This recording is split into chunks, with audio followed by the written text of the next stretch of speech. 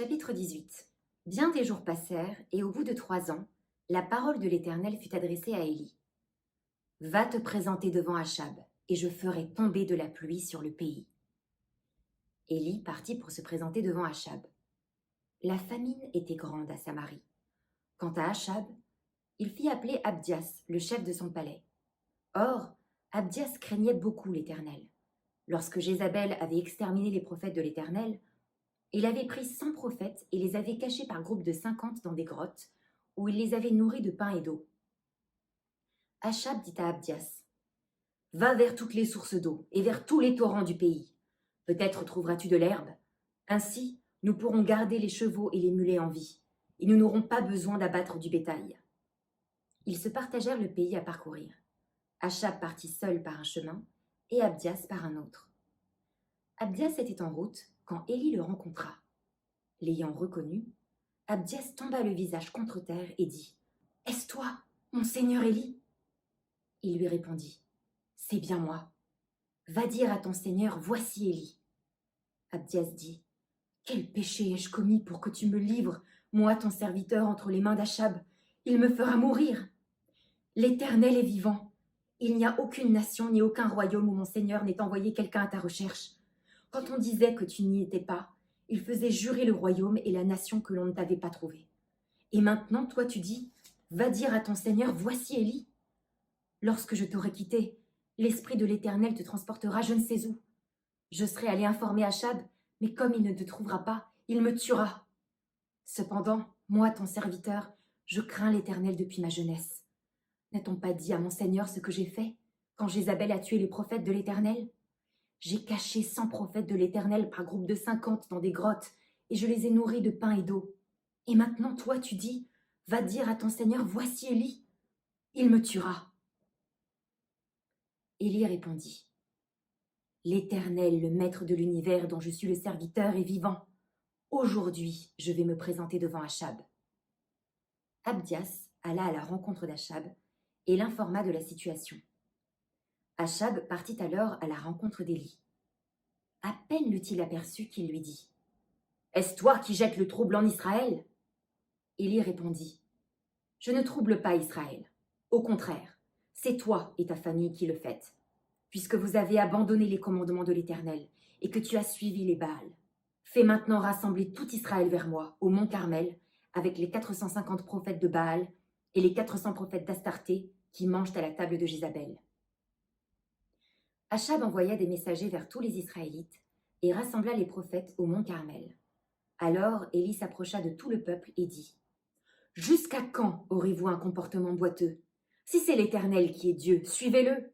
Si c'est Baal, suivez-le. » Le peuple ne lui répondit rien. Élie dit au peuple, « Je suis resté le seul prophète de l'Éternel, et il y a 450 prophètes de Baal. Que l'on nous donne 2 taureaux, qu'ils choisissent pour eux l'un des taureaux, le coupe en morceaux et le place sur le bois sans y mettre le feu. De mon côté, je préparerai l'autre taureau et je le placerai sur le bois sans y mettre le feu. Puis faites appel au nom de votre Dieu. Quant à moi, je ferai appel au nom de l'Éternel.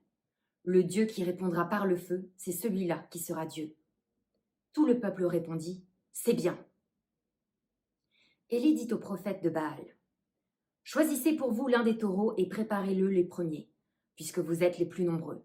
Ensuite, faites appel au nom de votre Dieu, mais n'allumez pas le feu. » Ils prirent le taureau qu'on leur donna et le préparèrent.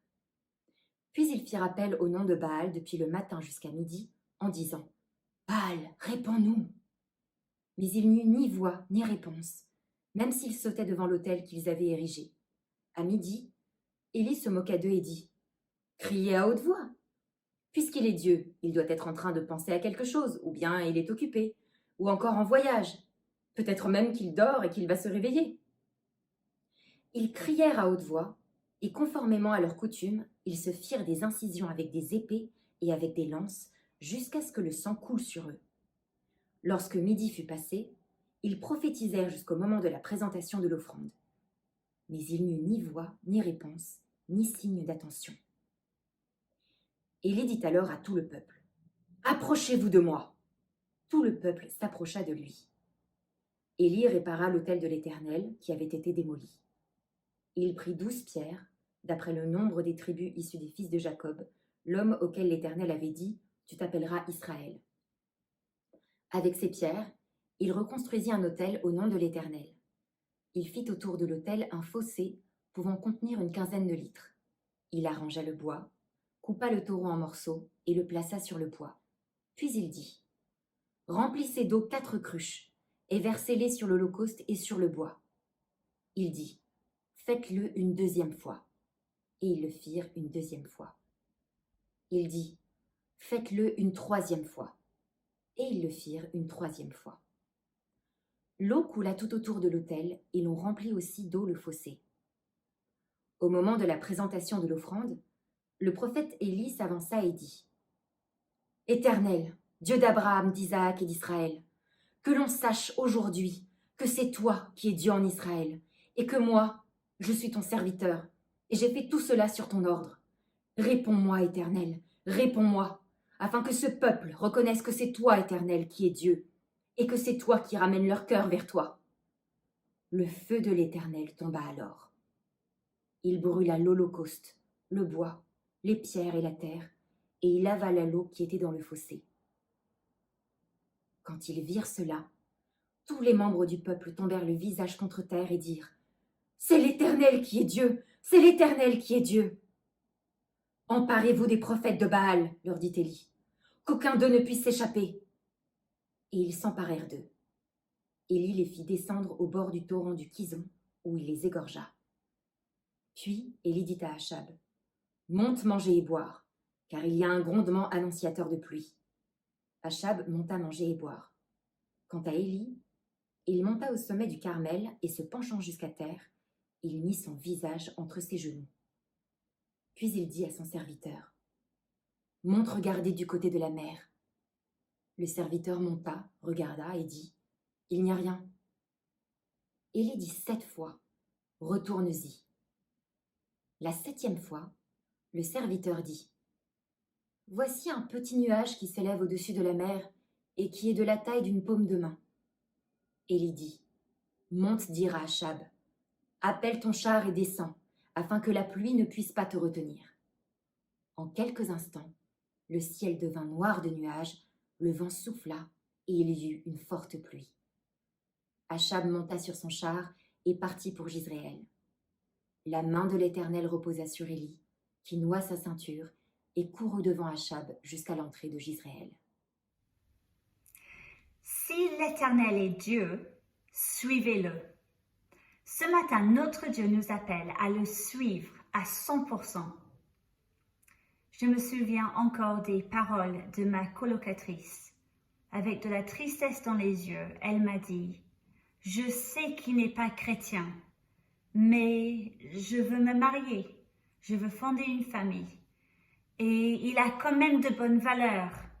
Il ferait un excellent père. » Elle a fait un choix, un compromis. Elle ne voulait plus suivre Dieu. Elle voulait se marier, elle voulait fonder une famille. Et ce copain pouvait lui donner tout ça. Elle a dit non à Dieu et oui à ce copain. Elle se disait chrétienne, mais dans son cœur, elle ne suivait plus Dieu. Comme moi, je suis sûre que vous avez des amis qui se sont éloignés de la foi en cherchant la liberté, une carrière, une relation, une vie plus simple. Et c'est toujours dévastateur. Mais si nous sommes honnêtes, nous partageons cette même contamination du cœur. Nous avons un cœur partagé. Un cœur qui ne suit pas Dieu à 100%, mais qui cherche son bonheur ailleurs. Personnellement, cette année, j'ai souvent trouvé que mon cœur était vide, pas satisfait, frustré, triste même. Moi aussi, j'ai trop souvent un cœur partagé. Mais ce matin, notre Dieu nous appelle à le suivre à 100%.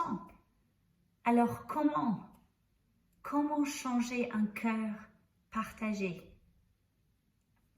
Dans les prochaines minutes, nous allons rencontrer un Dieu qui veut et peut ramener nos cœurs vers lui. Un Dieu capable de ramener nos cœurs partagés vers lui. Et c'est notre seul espoir. Parce que nous avons déjà vu que ce problème de cœur n'est pas un problème nouveau pour le peuple de Dieu. Le roi Akab ne suit plus le vrai Dieu. Il a troqué le Créateur pour la création, la vie pour la mort. Mais qu'en est-il du peuple de Dieu et leur cœur? L'Éternel a envoyé une sécheresse pour réveiller ses enfants. Attention, revenez à moi. Mais le peuple a-t-il écouté? Gardez vos Bibles ouvertes et penchons-nous sur notre premier point. La repentance n'est pas entre nos mains. C'est au verset 1 à 24. La repentance n'est pas entre nos mains. Et malheureusement, cette contamination du cœur ravage le pays et le peuple est dans une situation qui empire. Ils ne peuvent pas changer leur cœur. D'abord, leur situation est pire physiquement. Après 3 ans de sécheresse, au verset 2, la famine était grande en Samarie. Il n'y a pas d'eau. Le roi lui-même relève ses robes pour gratter dans la terre aride. Il cherche une source d'eau oubliée qui pourrait garder certaines de ses vaches en vie, plus soucieux pour elle que pour son peuple. Dieu a fermé les cieux et tout le monde souffre face à la famine physique. Mais c'est la famine spirituelle qui est encore plus troublante au verset 7 à 19. Parce que la reine Jézabel a passé ces 3 années de sécheresse, non pas à se repentir, mais à assassiner les prophètes de Dieu. Akab attribue le trouble en Israël à Élie. Il n'y a aucune ombre de repentance au sein de la famille royale. Il cherche à faire couler de l'eau ou du sang, mais il ne cherche pas Dieu. Et malheureusement, le peuple suit les traces de leur roi. Il n'y a aucun signe de repentance chez eux. Leur cœur reste loin de Dieu. Et Élie sort son stéthoscope spirituel et il diagnostique leur cœur partagé. Au verset 21, il dit « Jusqu'à quand aurez-vous un comportement boiteux? Si c'est l'Éternel qui est Dieu, suivez-le. Et si c'est Baal, suivez-le. » Le peuple boite d'un Dieu à un autre. Ils suivent un peu Baal, puis un peu l'Éternel, puis un peu Baal, puis un peu l'Éternel. Ils ont l'air ridicules. Ils boitent. Ils n'ont pas confiance en l'Éternel. Ils ne sont pas convaincus que l'Éternel veuille leur donner la vie, qu'il peut leur donner la vie. Ils s'appuient sur l'Éternel et Baal. Pendant plusieurs années, chaque été, je participais à une colonie de vacances qui s'appelle Interaction France. Peut-être que vous la connaissez. Et chaque été, ma hantise était de grimper aux arbres, faire de l'acrobranche. Sur une plateforme perchée en haut d'un arbre, j'étais supposée me confier dans quelques cordes qui avaient l'air mal attachées pour sauter dans l'air afin d'attraper une tyrolienne. Et j'avais la trouille, j'avais trop peur de tomber. Qu'en est-il du peuple de Dieu? En s'appuyant entièrement sur Dieu, risque-t-il de tomber? Et nous, dans tout ça, serons-nous en sécurité si on s'appuie entièrement sur Dieu? Lorsque nous avons des doutes sur Dieu, quand on croit des fake news sur Dieu, c'est à ce moment-là que nous sommes tentés de suivre un faux Dieu? Dieu veut-il vraiment me combler?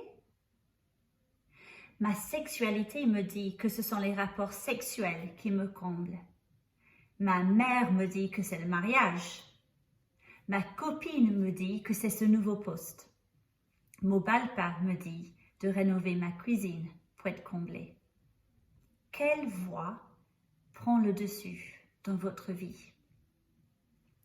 Ou bien c'est le doute. Dieu peut-il vraiment me protéger?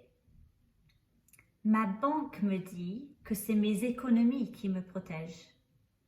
Ma tête me dit que je dois me protéger et que je ne dois pas me laisser marcher sur les pieds. Mon patron me dit que Jésus doit rester chez moi si je veux garder mon poste. Quelle voie prend le dessus dans votre vie?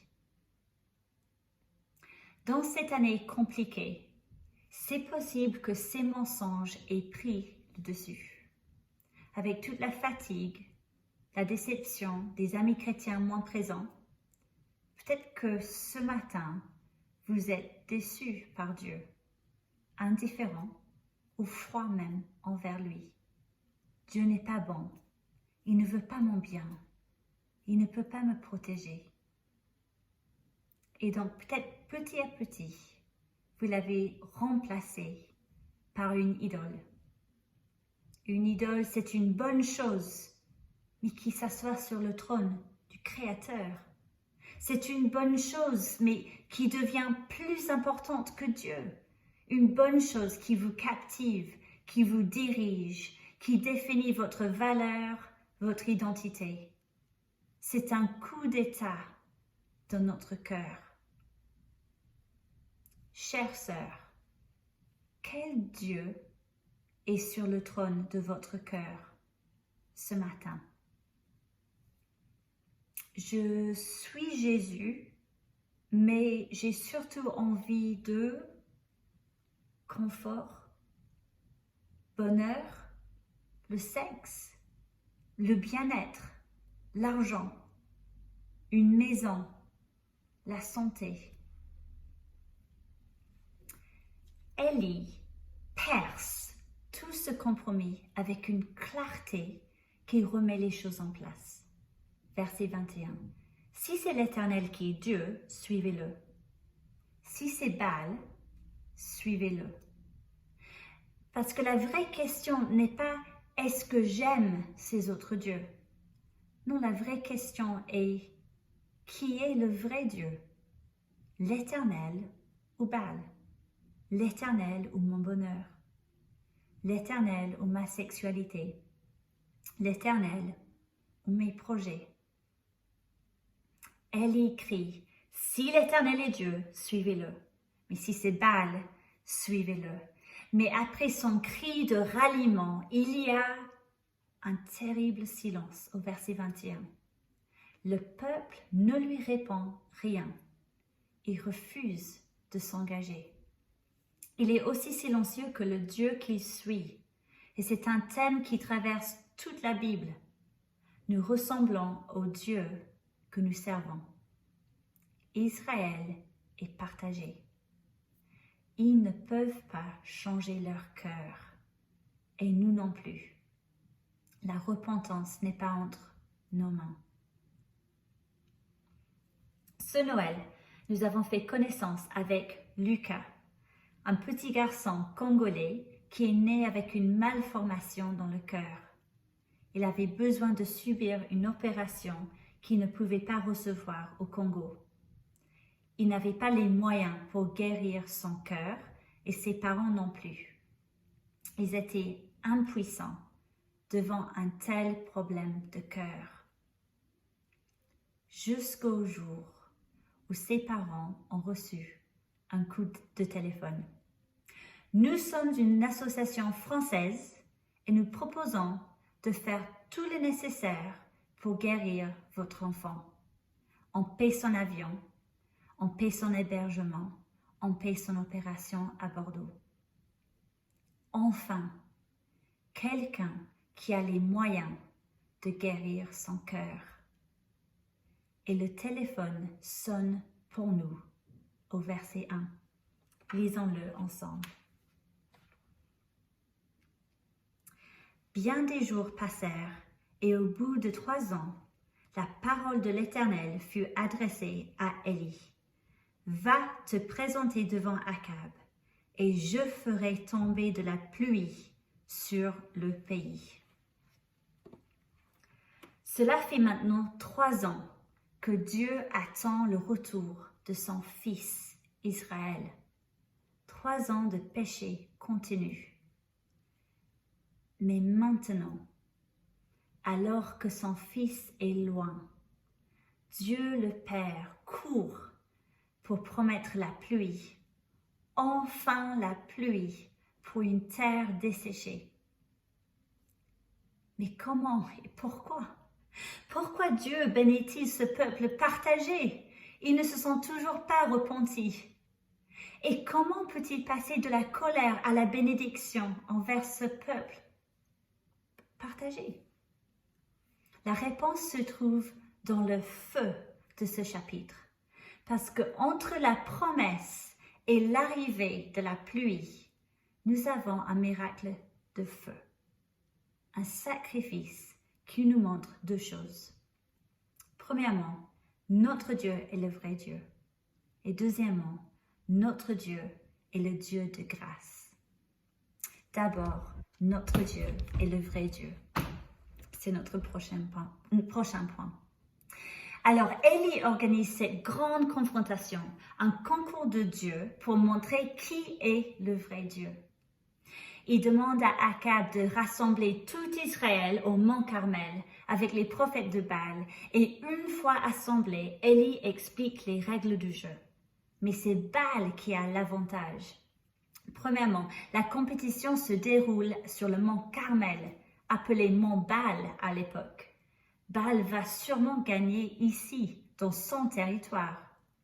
Et puis, Baal a un énorme avantage numérique. Il a 450 prophètes contre un seul pour l'Éternel.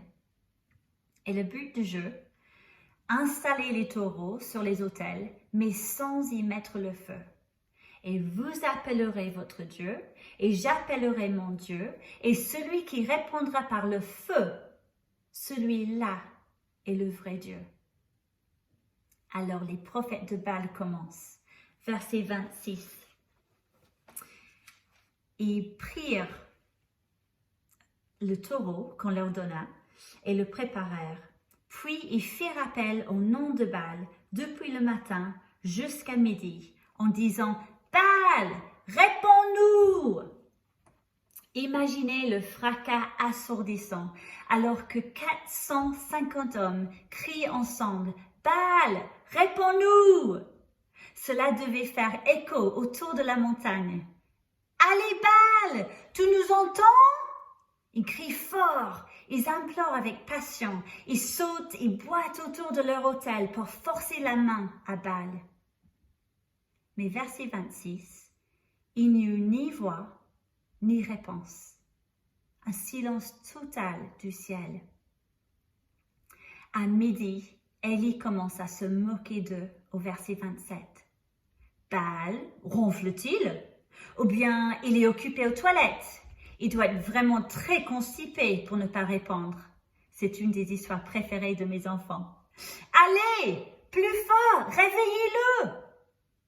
Et donc ces hommes montent le volume et leur engagement.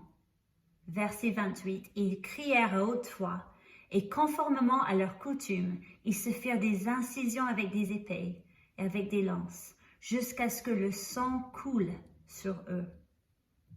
Leurs cris à Baal deviennent suralimentés. Leur délire se transforme en automutilation. Le son jaillit et le bruit assourdit. Frénétiques, ils se brisent pour montrer à quel point ils sont sérieux et engagés et cette religion a l'air passionnée, impressionnante même. Mais verset 29, il n'y eut ni voix, ni réponse, ni signe d'attention. Il n'y a pas de voix parce qu'il n'y a pas de Baal. Ils ont suivi un mensonge, un Dieu qui n'écoute pas, qui ne répond pas, qui ne comble pas, ne protège pas, qui n'existe pas. Est-ce que vous avez déjà assisté à un spectacle de marionnettes? On a Guignol qui crie, le gendarme qui court, la concierge qui donne des coups de bâton. Et au moment du spectacle, les marionnettes ont l'air de prendre vie. Mais dès que le rideau tombe, les marionnettes inanimées retournent dans la valise. Tout était monté et artificiel. Et Dieu lève le rideau sur nos idoles pour nous révéler qu'elles sont creuses. L'argent est sourd, incapable de nous protéger d'une crise économique. Une maison de vacances est impuissante pour me combler. Les idoles sont vides, mais voyons toute l'énergie qu'elles volent. Pour ces prophètes, ce sont des sacrifices de sang. Et nos idoles volent notre temps, notre énergie, nos rêves, notre argent, notre vie. En contraste avec ces idoles vides, regardons maintenant le vrai Dieu. Au verset 33, c'est au tour d'Élie. Il coupe le taureau en morceaux et le place sur le bois. Puis il verse de l'eau sur le sacrifice et le bois jusqu'à ce que l'eau coule tout autour de l'autel et remplit le fossé aussi. Tout est trempé. Réussir à enflammer ceci est maintenant impossible. Et puis, elle y prie au verset 36. Éternel, Dieu d'Abraham, d'Isaac et d'Israël, que l'on sache aujourd'hui que c'est toi qui es Dieu en Israël et que moi je suis ton serviteur et j'ai fait tout cela sur ton ordre. Réponds-moi, Éternel, réponds-moi, afin que ce peuple reconnaisse que c'est toi, Éternel, qui es Dieu, et que c'est toi qui ramènes leur cœur vers toi. Il n'y a pas de cri, c'est une simple et courte prière de foi. C'est à des années-lumière des prières faites par les prophètes de Baal. Et verset 38, le feu de l'Éternel tomba alors. Il brûla l'holocauste, le bois, les pierres et la terre, et l'avala l'eau qui était dans le fossé. Et le peuple comprend immédiatement.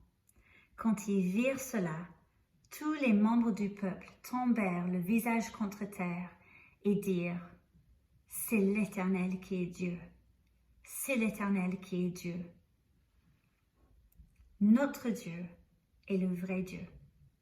On peut s'appuyer sur lui entièrement. Il ne nous laisse pas tomber. Il n'y a qu'un seul Dieu qui écoute, qui répond, qui agit. Notre Dieu est le vrai Dieu. C'est lui qui envoie la pluie. Mais comment est-ce possible? En 3 ans, le peuple n'a pas changé. Ils n'ont pas fait plus d'efforts pour lire la Bible, pour prier, ils n'ont pas arrêté de pécher. Non, ce peuple reste partagé, sans repentance.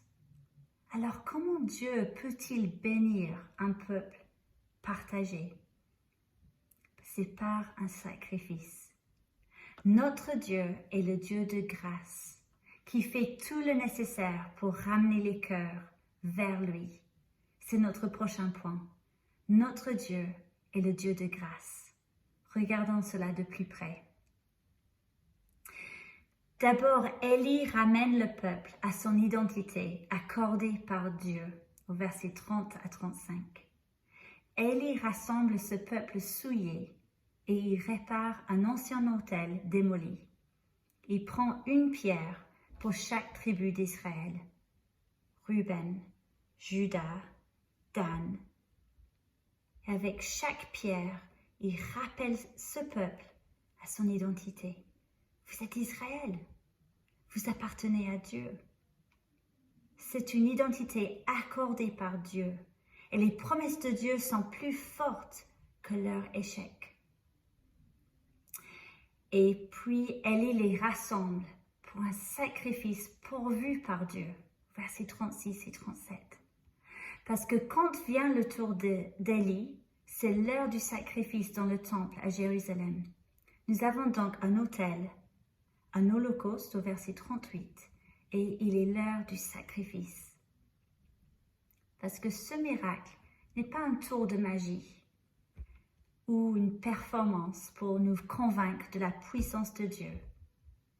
Non, c'est un holocauste, un sacrifice offert par Dieu pour le péché du peuple.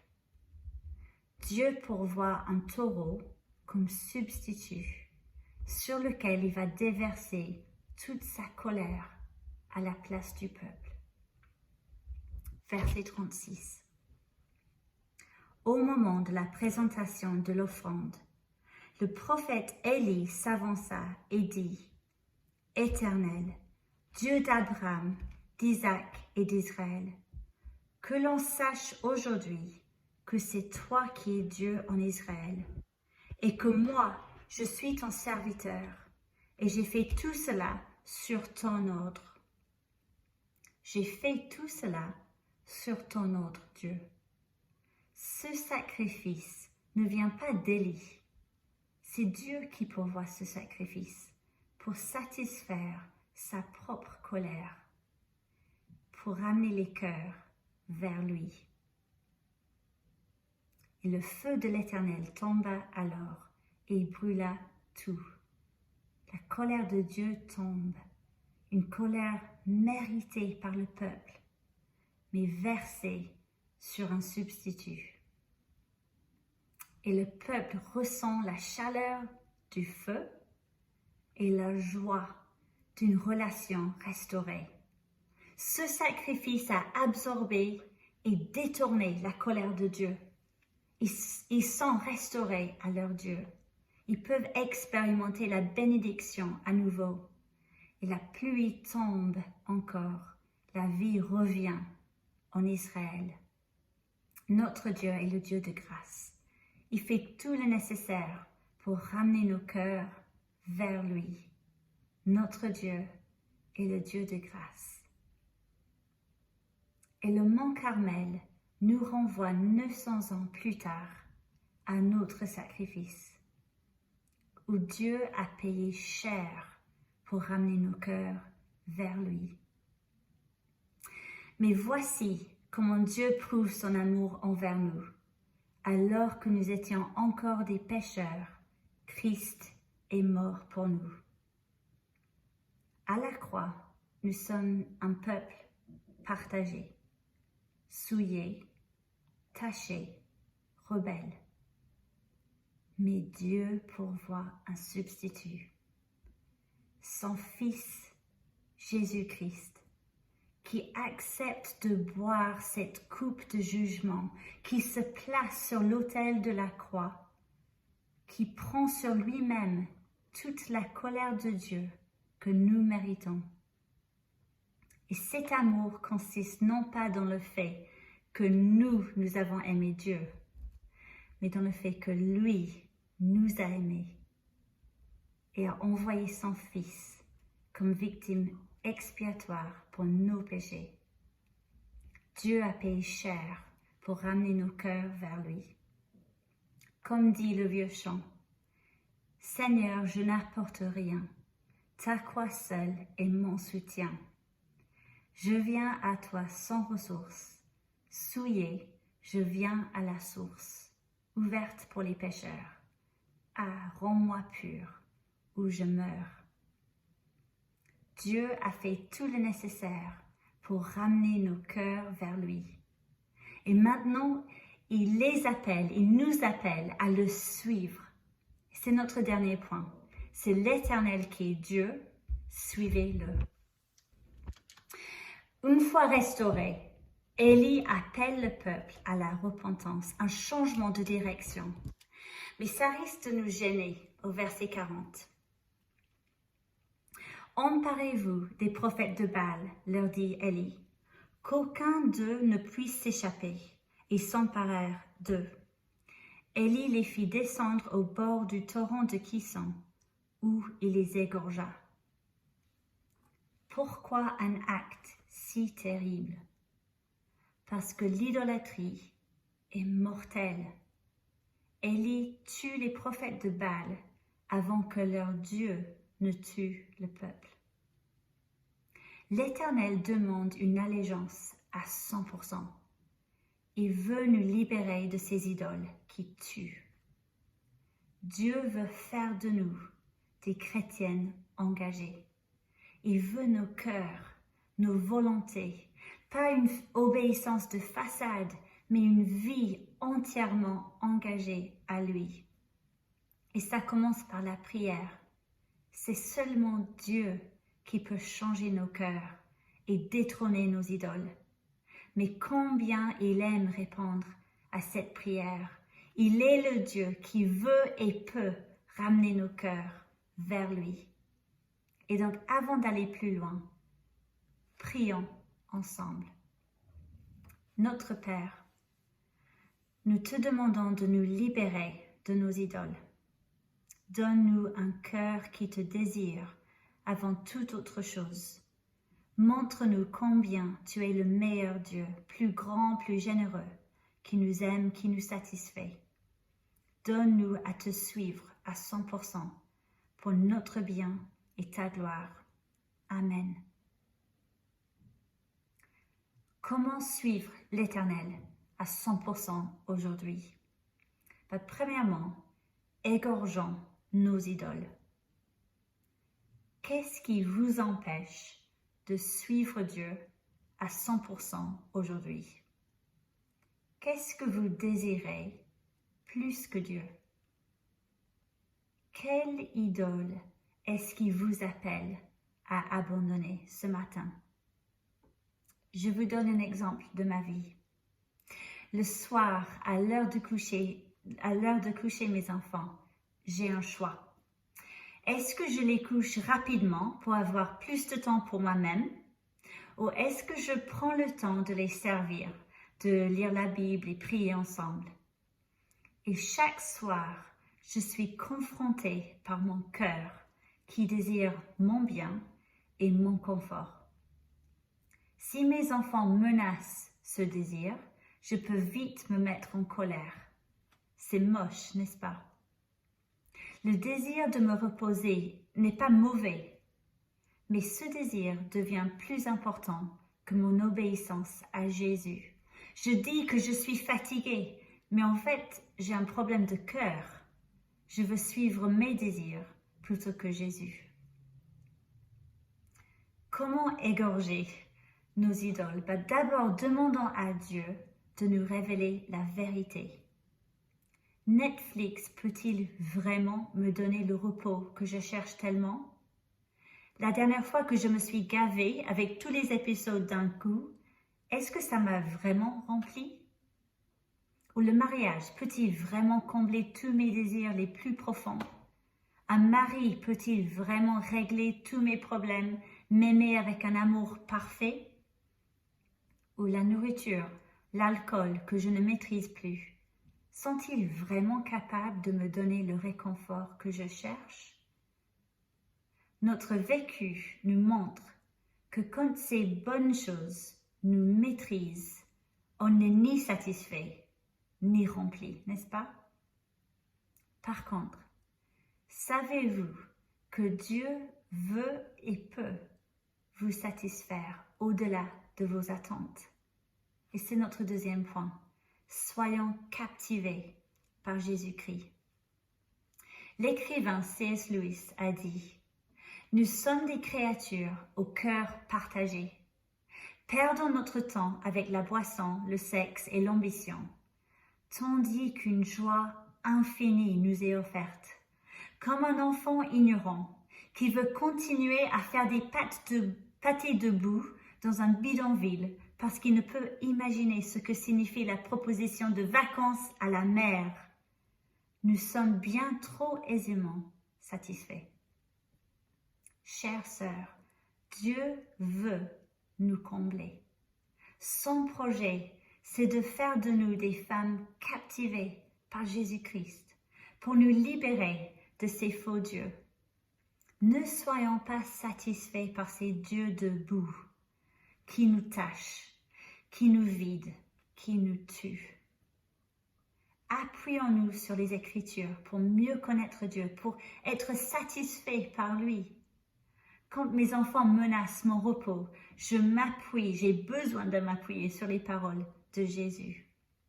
Venez à moi, vous tous qui êtes fatigués et courbés sous un fardeau, et je vous donnerai du repos. Jésus me donne un repos plus complet, même au milieu du service. Je n'ai pas besoin de lutter contre Dieu ou contre mes enfants pour obtenir le repos par moi-même. Jésus me le donne. Il est le meilleur repos.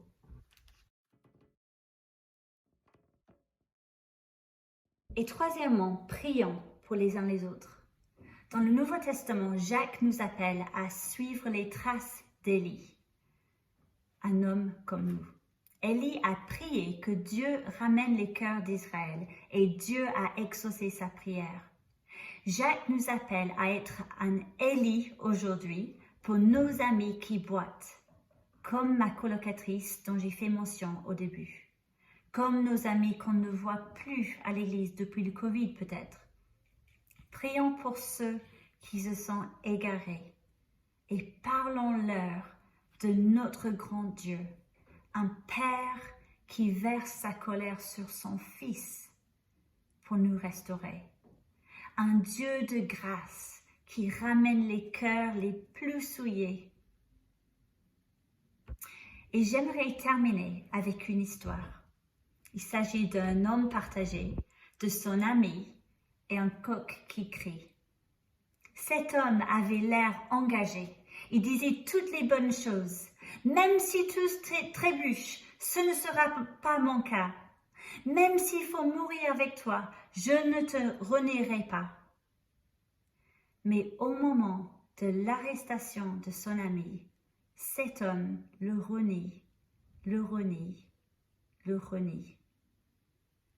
Le coq chante et Pierre se souvient de ce que Jésus lui a dit et il s'effondre en larmes. Il a abandonné Jésus. C'était un homme partagé. Et Jésus, que fait-il avec un tel homme partagé? Il meurt à sa place pour le pardonner. Et après sa résurrection, il le poursuit pour le restaurer. Et cette fois-ci, on retrouve un Pierre pardonné, réconforté et lucide quant à son besoin de s'appuyer entièrement sur Jésus. Jésus l'appelle à nouveau à le suivre. Et le Pierre restauré suit Jésus jusqu'au bout. Jésus restaure des hommes et des femmes partagés comme nous, afin de faire de nous des disciples dépendants à 100%. Chères sœurs, voici notre Dieu. Il est le vrai Dieu. Il est le Dieu de grâce. Suivons-le.